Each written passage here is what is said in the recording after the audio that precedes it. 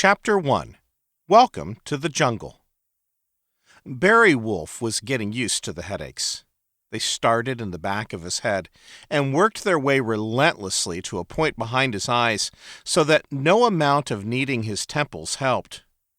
When a headache hit, he had to accept the misery until sleep, or half a bottle of ibuprofen, kicked in. It was no way to live if one wanted to lead a church effectively, and Barry was all about effectiveness. After a 10-year career in insurance sales, Barry had come to the conclusion that God wanted him to become a pastor. Packing up his family, including 2 kids, Barry moved across the country for ministerial studies. Putting his rare combination of people skills and organizational acumen to work, Barry finished school early and landed his first pastorate leading the First Community Church of Elizabethtown, Illinois. Barry had moved into his first call with the conviction that churches in the 21st century should be more than traditional chaplaincies and social clubs for the spiritually minded.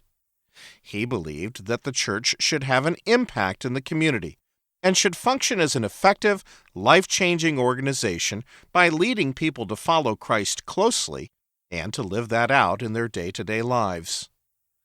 Barry wasn't sure how to make this happen, but he had both theological and common-sense business training and figured he could work it out in the field. The call process had been a fairly straightforward one. Jim Grendel, the chairman of the search committee, combined the precision of a veteran CPA with the winsomeness of a gifted salesman. He was also refreshingly honest, even blunt, qualities that Barry admired, even if his own people-pleasing tendencies occasionally prevented him from practicing them.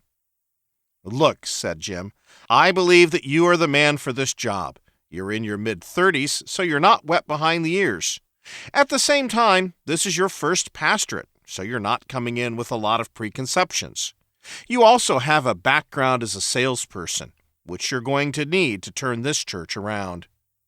Jim described a church whose best days were behind it, but which had potential for the future.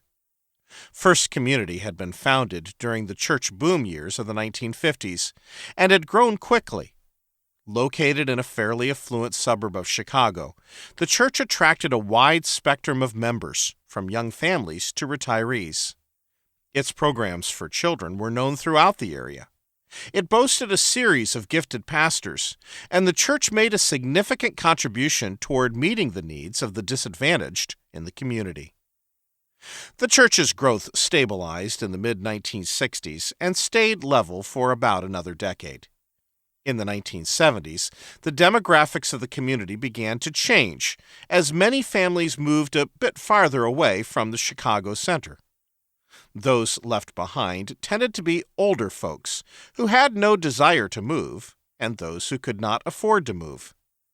In time, the ethnic composition of the area began to change as well, and First Community, which had been mostly white, did not reflect this change. By the early 1990s, the sanctuary, which seated 700 and had been filled nearly to capacity for years, held about 225 worshipers on Sunday morning, and the median age of the congregation was spiking upward. Driven in part by the economic boom of the mid to late 1990s, young families began to repopulate Elizabethtown. But again, the church wasn't able to attract this new population. By 2000, when Barry took the reins as pastor, the church's beautiful structure and rich history belied its decline in members, finances, and energy. Barry was not one to shy away from a challenge, and so had had no difficulty deciding to come to First Community. With Jim's stated support and the sense of the search committee that Barry was the one to lead the church in its efforts to reach young families and so revitalize itself, Barry and his family had moved to Elizabethtown with high hopes and trust in God. The next 3 years had been the longest of Barry's life. The congregation's worship seemed lifeless. There was a shortage of volunteers in every area. Offerings provided enough money to pay salaries and keep the building up, but there were few resources to expand ministry and create new programs. Things Barry knew were essential to reach the changing community. Worst of all, some of his early allies had become antagonists. The search committee had invited him specifically because he was young and creative, and they knew the church needed to change. But when Barry began to implement changes, even minor ones to make the worship services livelier and to brighten the children's ministry rooms, he met resistance that seemed wholly out of proportion to his decisions. The great shock was that Jim Grendel had become his nemesis. 5 minutes into Barry's first board meeting at First Community Church, it was clear who called the shots. Jim. Jim was not a physically imposing man, but he had a presence about him. He could talk to anyone about nearly everything, and did so with charm. He was well-spoken, was looked to as a mentor by many, and in spite of his apparent strength, was given to emotion and even tears when discussing an issue important to him. And usually, others followed him. Jim was the kind of guy you wanted on your side, and the exact person you hoped and prayed wasn't aligned against you.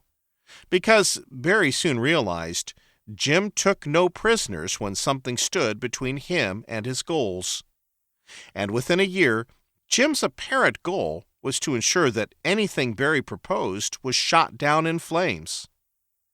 Barry and his wife, Sophia, sometimes sat up late at night as Barry tried to divine what could have caused the change in Jim, at least the change that Barry perceived. Was Jim threatened by Barry? Was he insecure? Was he manipulative? Had he lied when he recruited Barry by saying the church wanted change and then did everything he could to block change? Had Barry missed something? And most often, what could Barry do to get around Jim's obstructionism or to change the way Jim led in the church? Now, Barry was ready to pack it in. The board was stalemated. Attendance was static. Finances were mediocre. And Jim's campaign had taken on a new form, personal attacks against Barry. Barry heard the whispers. The pastor isn't what he appears to be. He takes a lot of long lunches, and doesn't it seem that pastors get a lot more time off than us working people? Why does he want to change everything around here? Who does he think he is? And according to some, Jim would occasionally tear up and say, I had such hopes for him, for this church, but I think I was wrong. I'm not at all sure that Barry is up to the task. All the while, in public, Jim presented himself as Barry's best friend and confidant. All in all, Barry had led well, and there were many in the church who supported him. The intrigue was mostly on the leadership level. But the conflict was killing Barry as board meetings turned into war zones and initiatives which Barry felt were crucial died in subcommittees or mysteriously disappeared during the implementation phase. In their late-night chats, Barry and Sophia had begun to talk about moving on. What most people didn't know was that behind his outgoing and friendly demeanor, Barry was a bit of a loner, prone to depression, and consumed with making others happy. He had never been able to understand these impulses fully, and now he knew he was paying the price for not paying attention. Sophia was wise, compassionate, a good listener, and strong. She encouraged him to hang in there, to do what he knew to be right, and to be patient. But Barry wasn't so sure he could anymore. Chicago has a lot of freezing gray days in January, and this was one of them. Barry was in his office at the church, staring out the window at the warehouse directly across the street. Jim Grendel owned the warehouse and sometimes worked out of its small office, and this had become a constant reminder to Barry of the man's seeming omnipresence in Barry's life. The warehouse was an ugly thing, stark and unattractive, and surrounded by a barbed wire laced fence. Barry spun his office chair away from the window and faced the half-written resignation letter on his laptop screen. He wasn't sure he would submit it this week at the board meeting, but he surely wanted to have it ready to print out, just in case. On impulse, he picked up his phone, hit the 9 key, and punched in the number of his friend of nearly 20 years, Henry Grigg. Barry and Henry had been roommates in college, bonding almost immediately over their love for 80s hair band music and the fact that both of them had emotionally absent fathers who had died before their sons had really got to know them. They laughed at their college musical tastes now, even as they realized as they got older how truly significant their incomplete relationships with their fathers were. Through the years, Henry and Barry had been a constant support for one another, and support was what Barry needed now. "What's up, punk?" answered Henry, and Barry chuckled at how caller ID had changed how we all deal with our telephones. But as much as he loved Henry's sense of humor, Barry was in no mood and said immediately that he needed to talk seriously. Henry was all ears as Barry told his story in detail, emphasizing his discouragement and the near monster he perceived Jim Grendel to be. When Barry had finished, there was silence for a long moment, broken by Henry's low whistle. "Man," Henry said, "you have drawn a tough hand. Do you want to quit?" Barry was surprised by how quickly he answered yes, and then caught himself. I feel like it, but I'm also convinced that God wanted me here, and that my work here is not done. I just can't see being anything but ineffective and depressed because of this guy, Jim, and those he influences. I'm letting my 30s get away from me dealing with this stuff and giving this guy rent-free space in my head, even when I'm not sitting across a meeting table from him. "You know how much I hate quick advice," said Henry. "But I'm going to offer some anyway," he said, laughing gently. "You have to call an old friend of mine, a guy named Elliot Stevens. He helped me out a lot early in my career and was great at getting me to ask the right questions without forcing answers down my throat. He can be really blunt, and that is painful sometimes, but I still consult him over major decisions. He's a seriously good encourager." Barry hesitated. "I barely have the energy to pick up the phone and call you, much less—" "Just drop a dime on him," Henry interrupted, "and drop my name. I know he will be willing to meet with you at least once. And what do you have to lose?"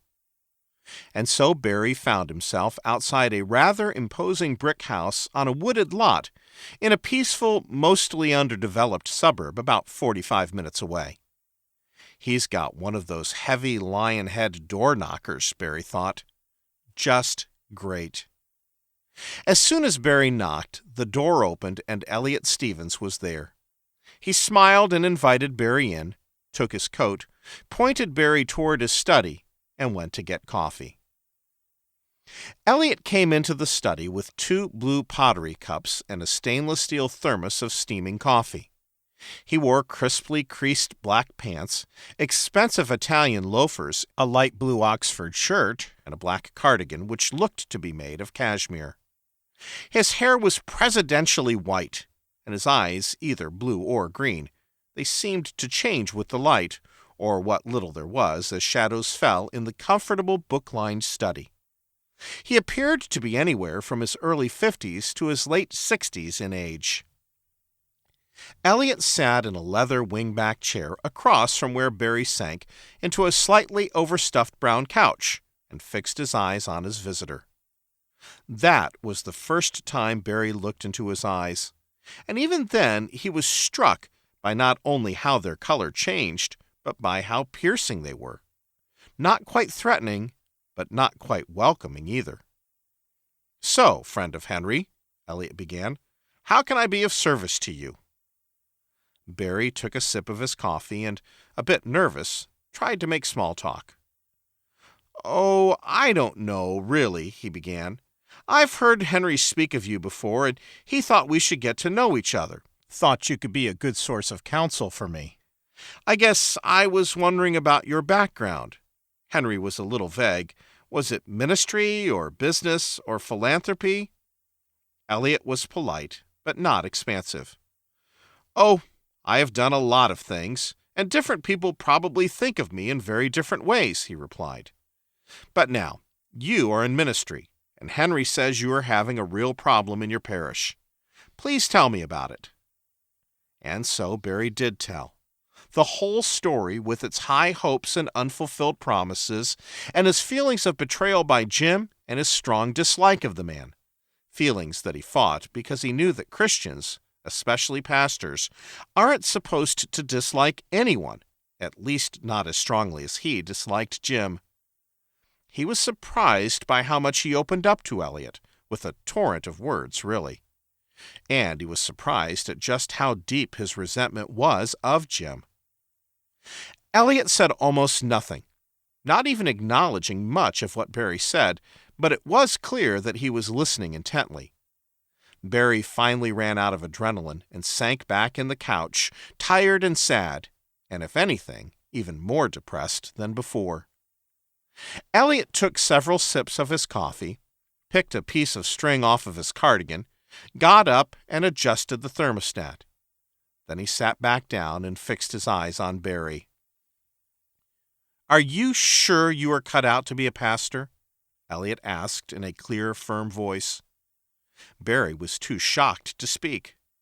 "Because," Elliot continued, "I am not sure you have what it takes. It is a tough job, one of the toughest, and not all men and women are cut out for it. I really can't say much more or help you, Annie, until you have considered and answered that question," Elliot continued. "I am willing to meet with you again, but if you choose to come back, I suggest that you answer that basic question first. If not, we will be wasting each other's time, and also wasting time you could be looking for a line of work that might fit you better." Before he realized what was happening, Barry was being bundled into his coat by Elliot and shown the door. "Feel free to call, Barry," Elliot said as he shut the door, "but do some serious thinking first. That seems to have been the one thing you have not been doing." Barely able to breathe, Barry stumbled down the long driveway toward his car. It wasn't until he had the key in the ignition and his seatbelt halfway on that the rage hit him.